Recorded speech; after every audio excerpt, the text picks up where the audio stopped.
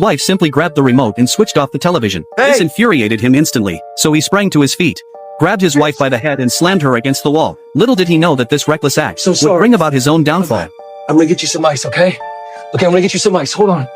Madison knew full well that her husband was a volatile psychopath, and that he might well strike her again at any moment. To protect the child she was carrying, she paid no heed to her own pain, and quickly locked the bedroom door from the inside. Only then did she have the chance to examine her wounds.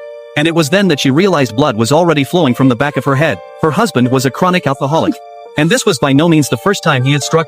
So no matter what kind words her husband spoke, she refused to open the door for him. Before long, her husband, who had been fast asleep on the sofa, was suddenly roused by the shrill whirring of a machine. Puzzled, he followed the sound to the kitchen, only to find the mincer on the hob spinning idly for no apparent reason. Just as he reached out to switch it off, the fridge door behind him swung open of its own accord without warning. The man was utterly baffled by this sight. Could his wife be playing a trick on him?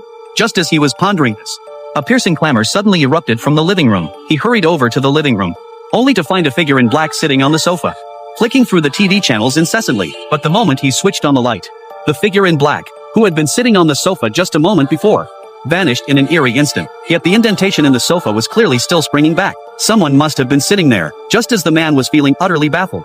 The figure in black appeared ghost-like behind him. At the very moment her husband was attacked, Madison in the bedroom suddenly jolted awake from her sleep. Seeing the bloodstain on the pillow, she quickly felt the back of her head, and discovered the wound was still bleeding, so she hurried downstairs, hoping her husband would take her to hospital. It was only then that she realized with horror that her husband's neck had been snapped at an eerie angle. Immediately afterwards, she saw a disheveled figure in black, standing beside her husband's body. Madison was terrified by the sight, and, in a panic, turned and ran upstairs. Just as she was about to shut the door, the figure in black followed close behind, and sent Madison flying several meters. She fainted on the spot.